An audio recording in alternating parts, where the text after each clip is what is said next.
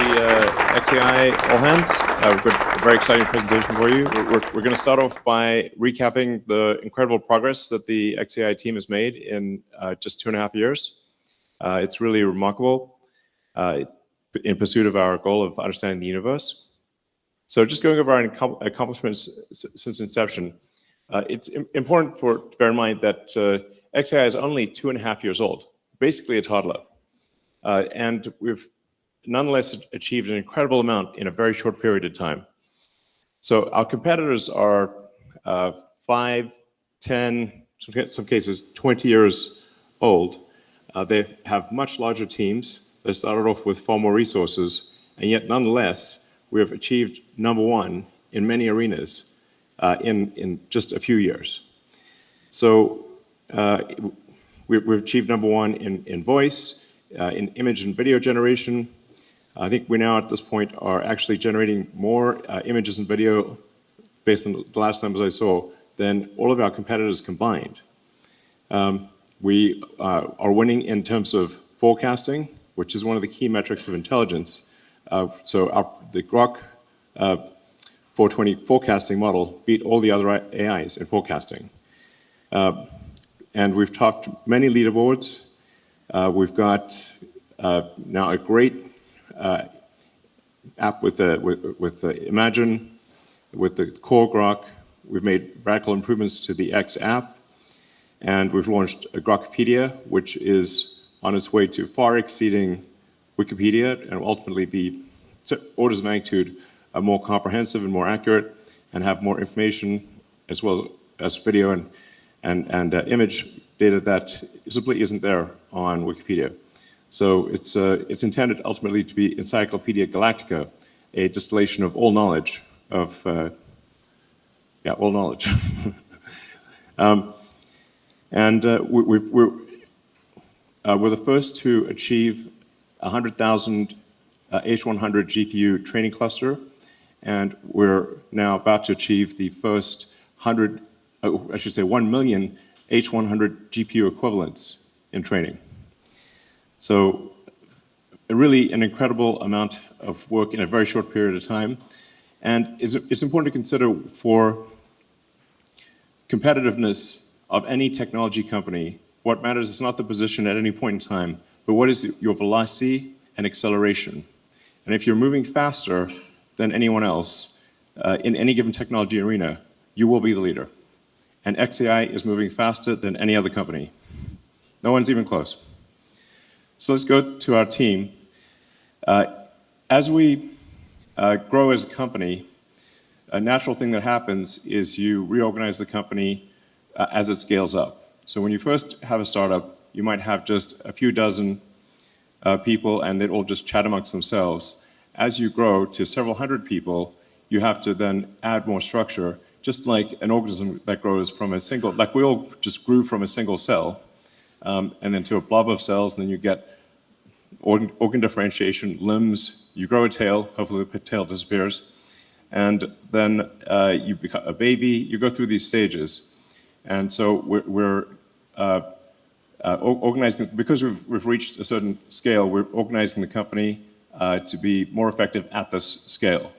Now naturally, when this happens, there's some people who are better suited for the early stages of a company and less suited for the later stages. And so, for the people that have departed, I'd just like to say thank you for your contribution. Thank you for getting us this far, and we wish you very well in your future endeavors. So now, going on to the new structure of the company is organized in 4 main application areas. There's Grok main and voice, which is really the main Grok model, so it's called Grok main. Then there's a coding-specific model. There's an image and video model, which is Imagine. And then Macrohard, which is intended to do full digital emulation of entire companies. And then we've got the infrastructure layers. So I'd like to invite members of the team to come up and talk about each of their areas.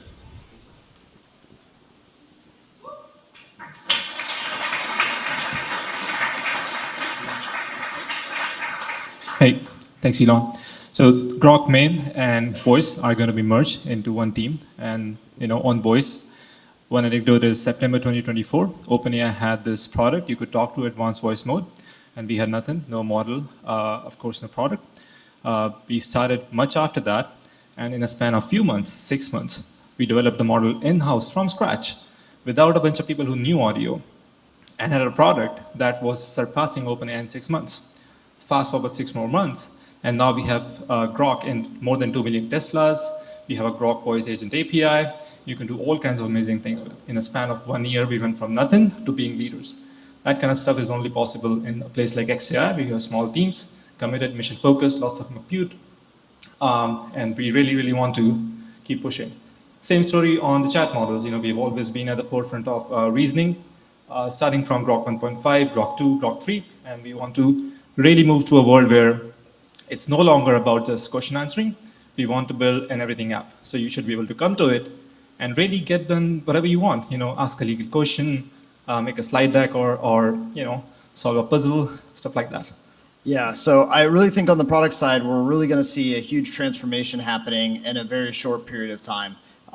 We're going to see the magnitude of amount of work that all knowledge workers are going to be able to produce increase tenfold in the next short period of a few months. The models that we are building out are incredibly amazing, and we have a lot on the way, and we're really excited to share that with you all. And on the product side, the goal is to just build that portal that allows you to accomplish all of your work. And how do we amplify everyone to achieve much, much more than what they can accomplish alone? And we're building that out, and it's going to be an incredibly easy to use experience that just works seamlessly. That being said, we are hiring, and we're looking for intelligent and smart people. This is not an easy place to work, guys. It's a grind, but we have, I guess, interstellar ambitions, so it's not going to be easy, right? So I will say, having come to xAI, it has been an opportunity of a lifetime to work among really smart and really passionate people. The vibes here are amazing, and it's truly an environment where if you're a smart person and you want to get shit done, you can get shit done.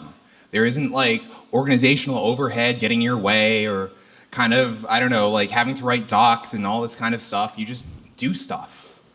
At least for me, I just you can do things here, and that's amazing. And I invite more people to come here and just do awesome things. Yeah. So with the Grok main, the sort of main foundation model, the intent is that it's genuinely useful in a wide range of areas. So if you're doing engineering or law or medicine, anything, it is useful to you in your job. That's essential to understanding the universe and making things as useful as possible. When Grok gives you an answer that you can count on it. Yep. Absolutely. All right. Thank you. Yeah, thanks.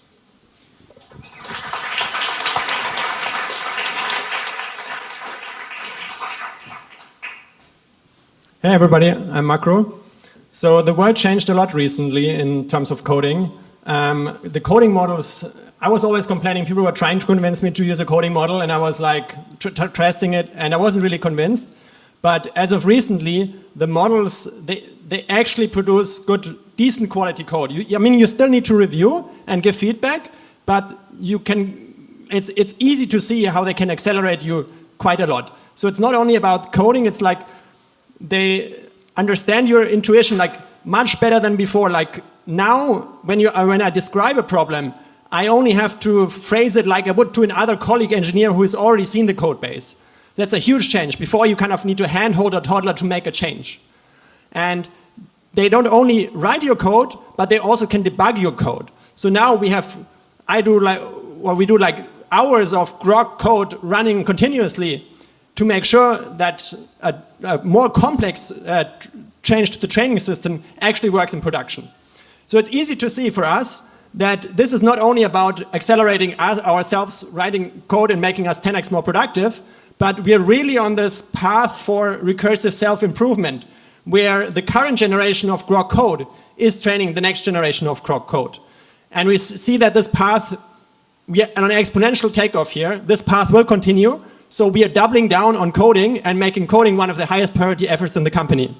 So if you're out there and you're excited about coding and you're either very good at training modeling or you're a really good low-level software engineer interested in systems design, this is the place to work. Like, we have 1 million H100 equivalents to train the best coding model in the world right now. So please join us. Yeah, I'm Gordon. I work pair with Macro on coding. So it become more and more obvious to us, like, over time, like we are on a path to singularity, at least on coding. So we decided, like, have our best engineer in the company, Macro, to lead the coding, and we'll build the best coding model for everyone to empower everyone to build. And for me, like, the main limiting factor is probably compute and energy, whether you can run the best model to support everyone, to empower everyone. And with SpaceX, now we are one team, and we will win on the compute, and we will win with space compute. And also, like, for every engineer, right? So if you're like writing kernel, if you're writing compiler, just think about like whether it's still worth it. Maybe you should join us, for coding effort, to automate yourself a little bit, like to speed yourself up. Yeah, I think it's like really amazing year. Basically, what a year to be alive. And I can already feel the AGI at least for coding. Yeah. Yeah, I think actually things will move maybe even by the end of this year to where you don't even bother doing coding. The AI just creates the binary directly. And the AI can create a much more efficient binary than can be done by any compiler.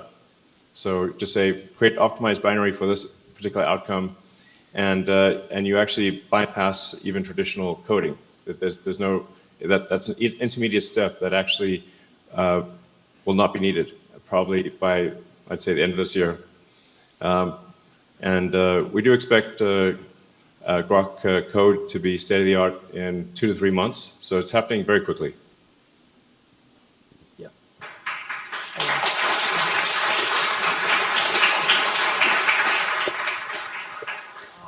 Yeah, meanwhile, also do imagine. So, I mean, what will you do, right? After post-AGI, right? You probably do like digital life. So that's what we are doing here as well. And we have the Imagine team, like started pretty much from scratch, like 6 months ago. We have a few people. We decided we'll do the image gen, we'll do the video gen. Like, yeah, look at what we achieved today. Like, like 2 weeks ago, we released like Imagine V1. We actually topped the leaderboard across like many of them. And people really love our product, love our model. And we have many more releases actually this month and next month.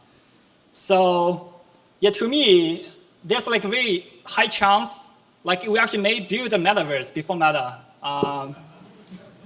Yeah, I will also pass to try to talk about like, the metrics we have, the product, yeah.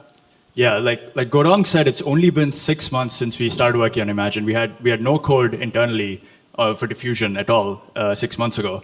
And basically now we have launched Imagine on every product surface that we have, including seamlessly integrating into X. So you can open the X app right now, you can long press on any image, you can edit the image, you can make a video out of the image. We also ran a contest recently where we had some really funny submissions that I'm sure many of you have seen. So Imagine is growing extremely, extremely fast. And it's because of the speed at which we iterate, basically. We do multiple product updates every day, we do model updates every other week. And effectively what this has led to is now users are generating close to 50 million videos every day using Imagine. And just to reiterate what Elon said earlier, that to the best of our knowledge, that is more than every other provider combined, which again is an astonishing place to be compared to where we were 6 months ago. We are also generating 6 billion images in the last 30 days.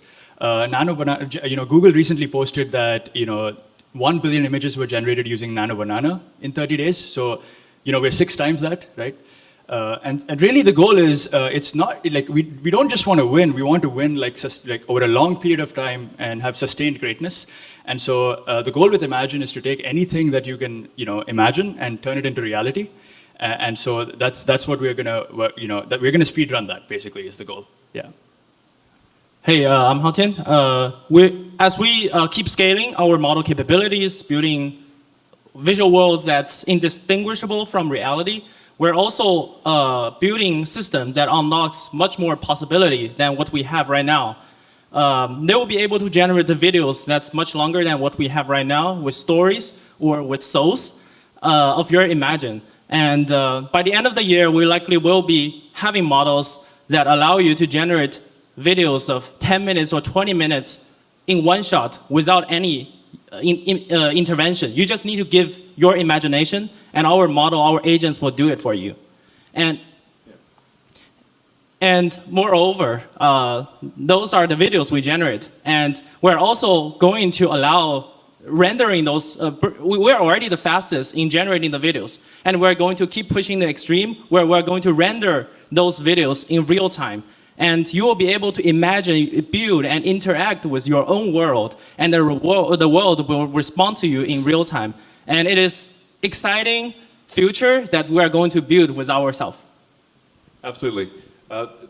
My prediction is that most of AI compute is going to be real-time video understanding and real-time video generation, and we expect to be the leaders in that. It's worth emphasizing these points that 6 months ago we didn't even have we had basically nothing or very weak in video and image generation and editing, and we're in 6 months to #1 spot, and in fact generating more videos and images than everyone else combined. We're going to do the same thing with coding, and we're going to do the same thing with Macrohard, and I think people will be pretty impressed with the Grok 4.2 model that's coming out. It's a significant improvement, and that's really just that's the small version of our new model. So we will have a medium and a large version that are even more intelligent.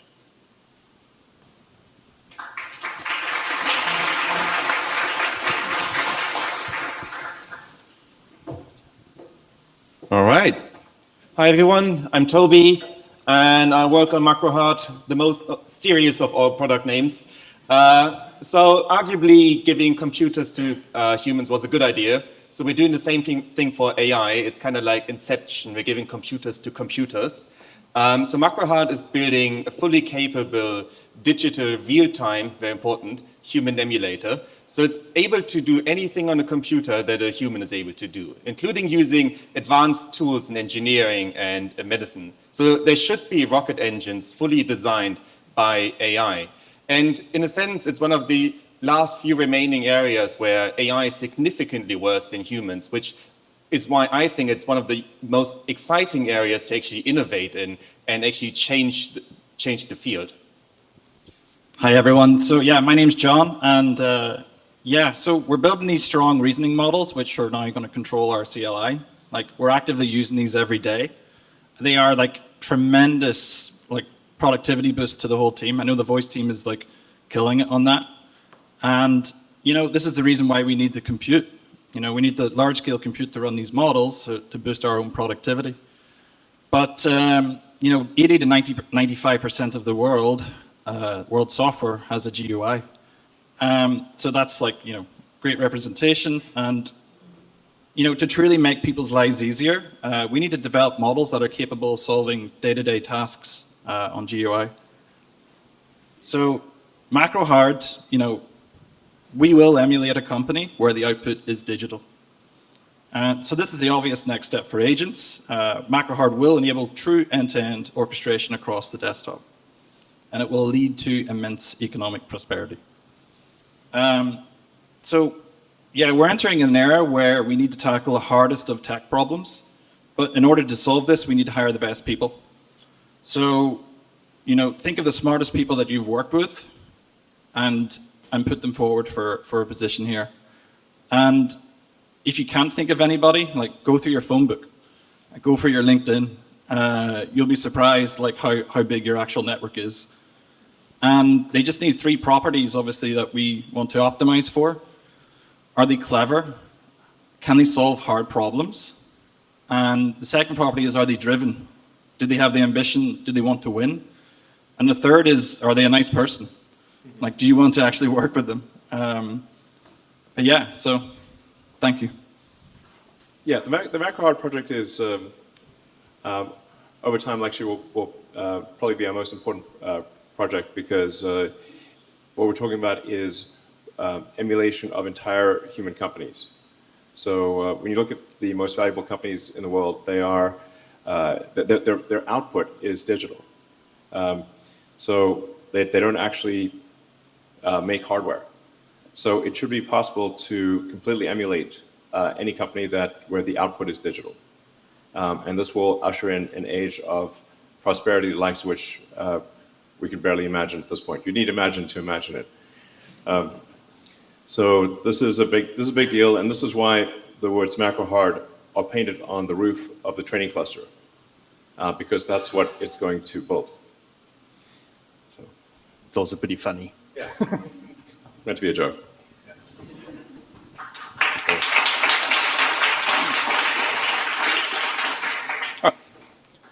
It's me again. You might remember me from Macrohard in computer use from a long time ago, but I also actually work on core product infrastructure and API.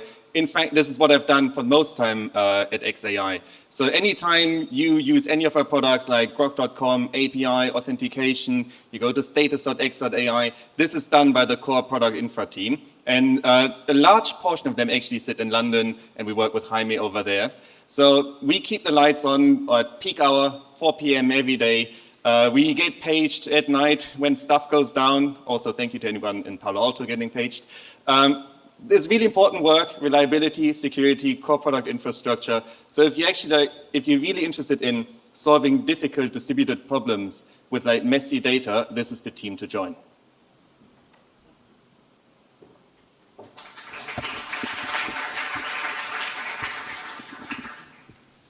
Hey everyone, my name is Diego. So I think one of the main bottlenecks in this next year for these models is going to be very high quality evals and training data.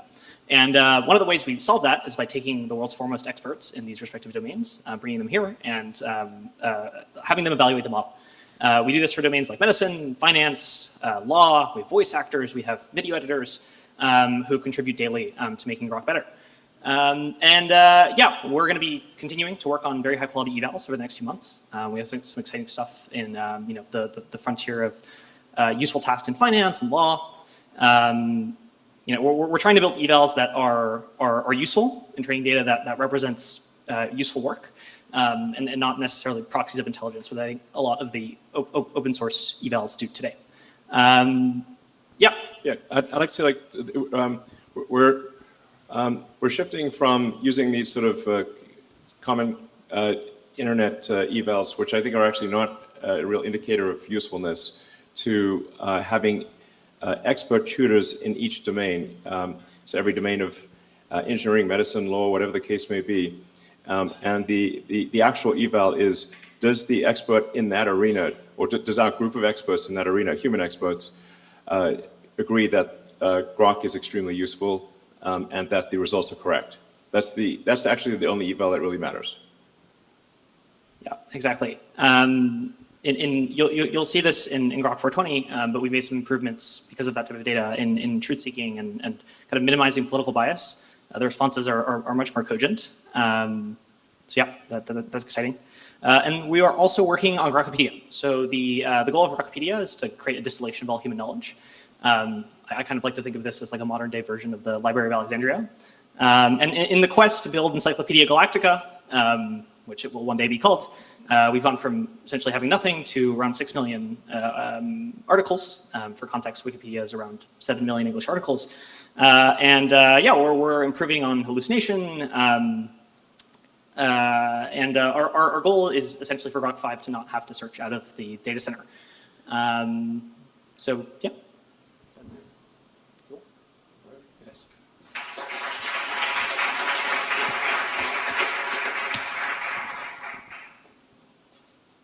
I guess come up.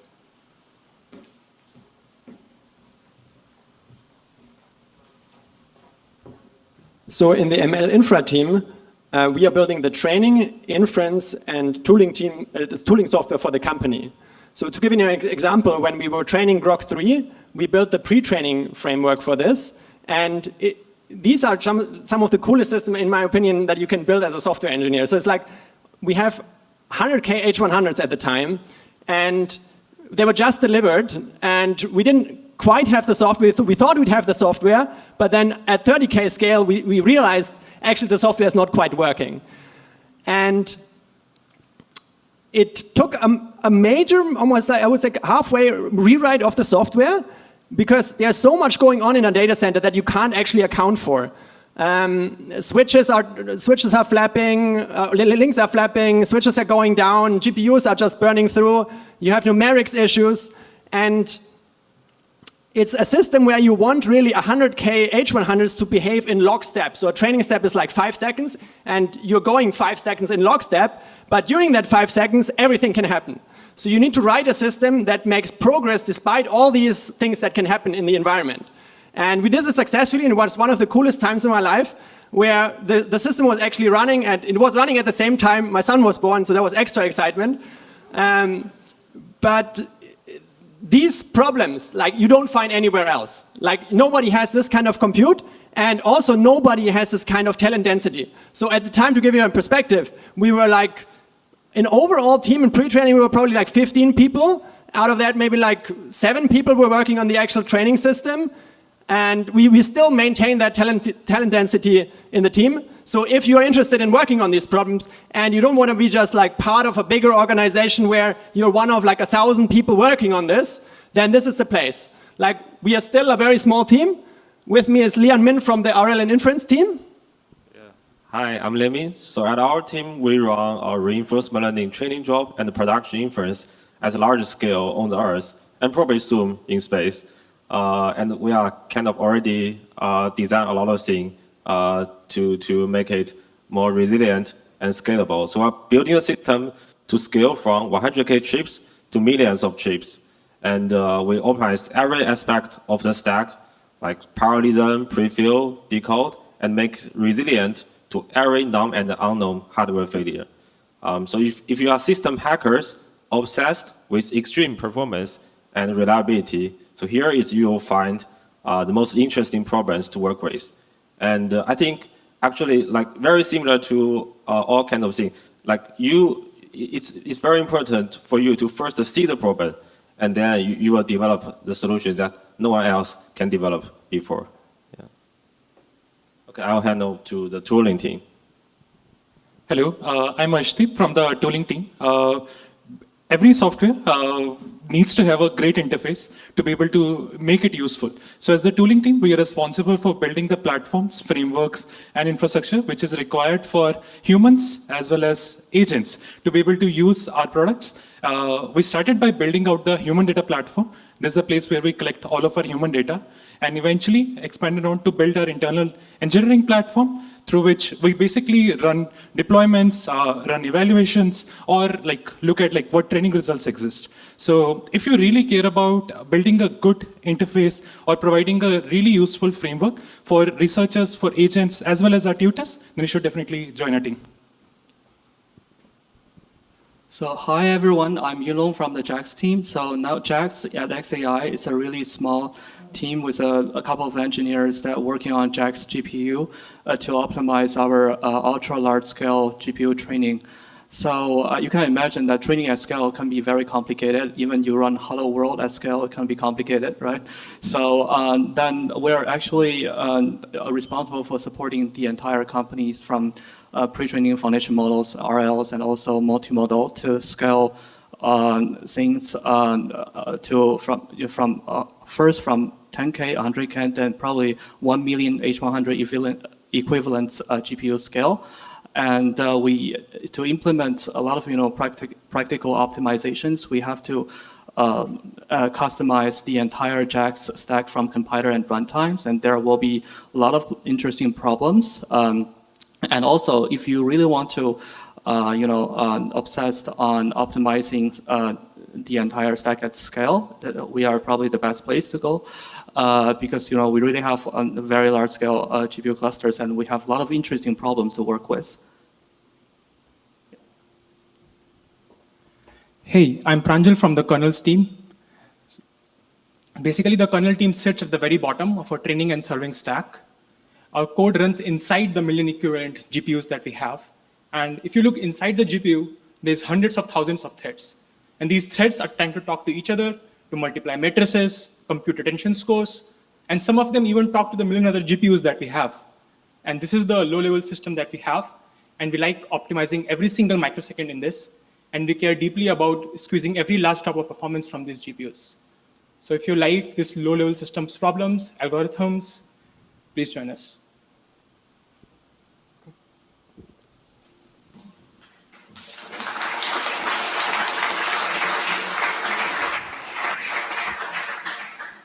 Let's see, now we'll try to bring in Heiner and Spencer, who are actually at our supercompute cluster in Memphis.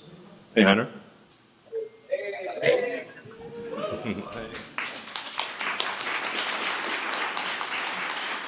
Hey, can you hear me? I'm Heiner from the Computer and Network Infrastructure team. We are mainly based in Palo Alto, but today we're here in Memphis in the supercomputer. So the data center here in Memphis is the largest GPU cluster on the planet, and it is still growing.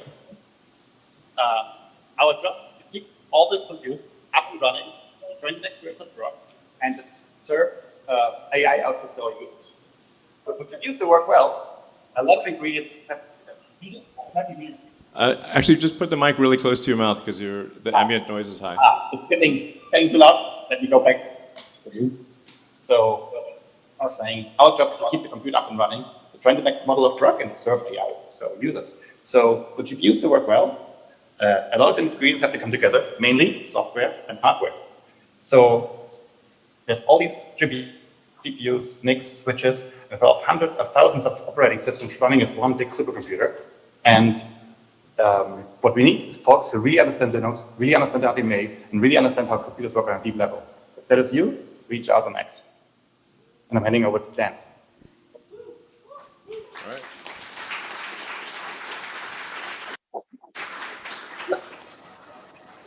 So we have 300,000 GB300 platform CPUs here today. We're still growing, still building. 847 miles of fiber per data hall, 12 data halls. If you want to be part of the world's largest supercomputer, come join us. All right.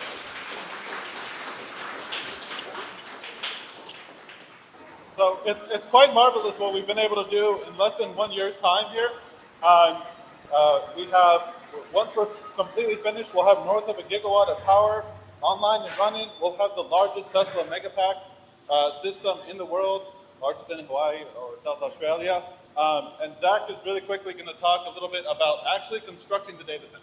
Yep. So behind me, you can see Data Hall 11. So one of the most incredible things about what we're doing here at Macrohard is how fast we do it, right? So like they were saying before, over 850 miles of fiber at every single data hall, over 27,000 GPUs, and over 200,000 connections. So all of this that you can see behind me was put up in less than 6 weeks. We do that over and over and over again. We massively parallelize it. It's pretty much the most complex and consistent type of engineering, design, and construction project you could possibly imagine. So come join us, yes. You know, the other really awesome thing about this is that everything is completely vertically integrated within this team. From architecture, mechanical, electrical, structural, all the disciplines. And we also care a lot about efficiency while we're designing all of this too. So it's not just about getting the most compute online the fastest, but also achieving the highest PUE in the industry of using as much power smoothing technology as we can and being really good partners in the community here in Memphis with the Tesla Megapacks and that we have going. You can check them out at xAI Memphis. Back to you, Elon. All right, thank you.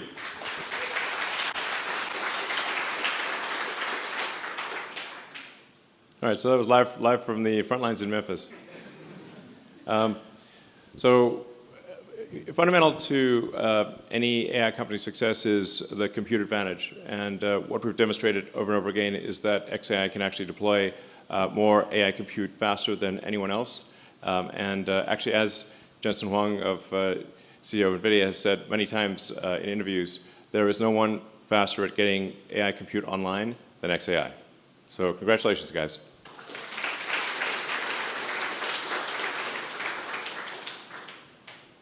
Yeah, this is what it looks like. So that's really phase one, which is 330,000 Grace Blackwells with Macrohard written on the building. That's not an image edit. It actually is on the roof of the building. And then Macrohard will be the building that you can see, which has got the Macrohard with the rockets on it. And that'll be another 220,000 GB300s. So all of this will be training the models that you experience. So it's absolutely fundamental, obviously, to have large-scale training compute in order to get the best models. Yeah, I'm sort of reminded of the Jose meme where you see one guy digging and there's like 7 people watching. And one of the big differences between xAI and other companies is we are actually Jose.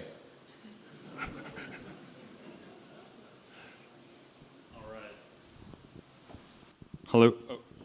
All right, I'm Nikita. You might know me as a part-time ship poster, full-time customer support for X. So we're now reaching over 1 billion people across our family of apps. Every time news breaks, it just becomes evident that this is the most important communication tool of our time. It's where the most influential people convene. It's where truth is crystallized. Everything is downstream of X. The reason they say this is going to hit Facebook in a week is because it happens here. And I think we're only beginning to realize its full potential. We had a remarkable year for the app. We rolled up our sleeves and got a ton done. January was our biggest month ever for the app in terms of engagement. And then February is on track to beat that. Much of the credit lies with the algorithm team. They've been putting in crazy hours, and it's clearly paying off, but there's still a huge amount of work to be done. On the top of funnel side, first-time downloads are up over 50% every month. And we're exhibiting right now like basically the growth rates of an early-stage consumer product. We also made a ton of headway in solving one of the like 20-year-old problems of the app, which was ramping up new users. New users are now spending 55% more time per day in the app than they were 6 months ago.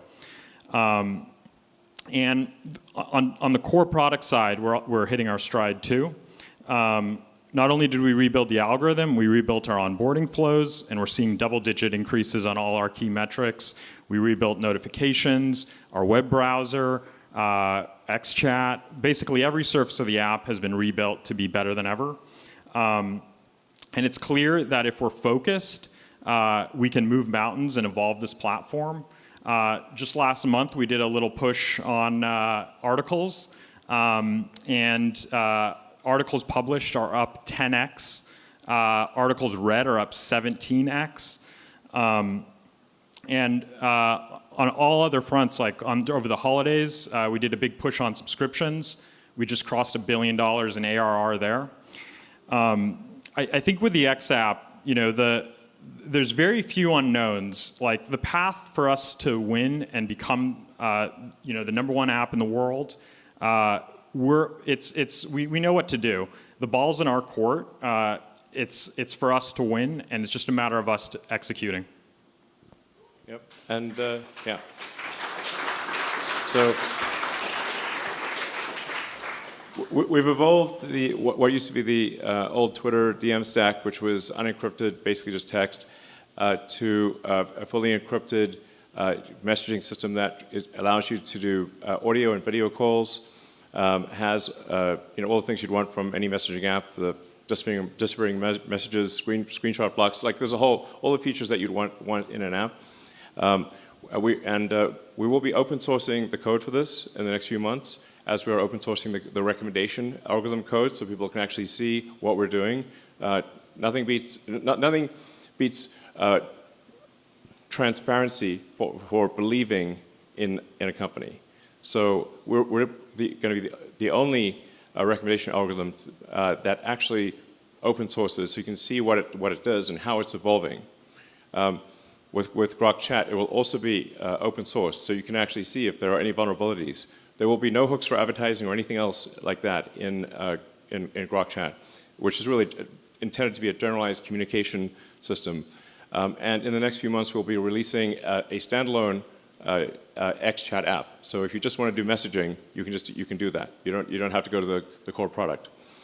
And it will have desktop sharing and multi-user. So you can do video calls with lots of people. It's really intended to be a fully functional communication system with xChat. For xMoney, we actually had xMoney live in closed beta within the company, and we expect in the next month or two to go to a limited external beta, and then to go worldwide to all X users. And this is really intended to be the place where all the money is, the central source of all monetary transactions. So it's really going to be a game changer. The reason we say 1 billion users, it's actually over 1 billion users, is that while our monthly users are on average around 600 million, the number of people who have the X app installed is well over 1 billion. It's just that most people only occasionally come to the X app when there's some major world event. But as we give people more reasons to use the X app, whether it's for communications, for Grok, or for xMoney, whatever the case may be, we want it to be such that if you want to, you could live your life on the X app. And as we make it more and more useful, we'll obviously give people reasons, compelling reasons to use the app every day and have, my expectation is, well over 1 billion daily active users. So now, in order to understand the universe, you must explore the universe. There's only so much you can learn from just being on Earth, with telescopes and colliders on Earth. Ultimately, you have to go out there and you have to explore the universe to understand it. And that's the motivation behind the combination of SpaceX and xAI, is to accelerate humanity's future in understanding the universe and extending the light of consciousness to the stars. So, in the grand scheme of things, when you look at how much energy Earth is actually using for civilization, we're only right now using, quote, roughly 1% of the potential energy of Earth. And if we wanted to use even 1/1,000,000th of the sun's energy, that would be roughly 1,000,000 times more energy than civilization currently uses. The only way to access that energy, the energy of the sun, is to extend beyond Earth. Earth is really a tiny, tiny dust mote in a vast darkness. The sun is 99.8% of all mass in the solar system. So you have to expand beyond the tiny dust mote that is Earth to make any significant dent in using the sun's energy. Like I said, you'd have to expand roughly 1,000,000 times just to get to 1/1,000,000th of our sun's energy, and then going beyond that, extending to the galaxy, and maybe someday even to other galaxies. So the next step beyond Earth data centers is our Earth orbital data centers, and we'll be launching with SpaceX orbital data centers at the 100 to 200 gigawatt per year level, not cumulative. I mean per year. And ultimately, we see a path to maybe launching as much as 1 terawatt per year of compute from Earth. But what if you want to go beyond a mere terawatt per year? In order to do that, you have to go to the moon. So by having factories on the moon, building AI satellites, and having a mass driver, which is the kind of thing you really only learn about or read about in science fiction, but we're going to make it real. We're actually going to have a mass driver on the moon. And if you do that, you can go several orders of magnitude greater. You can go to 1,000 gigawatts or more per year, and ultimately get to maybe 1,000,000th and then 1,000th and maybe even a few % of the sun's energy. It's difficult to imagine what an intelligence of that scale would think about. But it's going to be incredibly exciting to see it happen.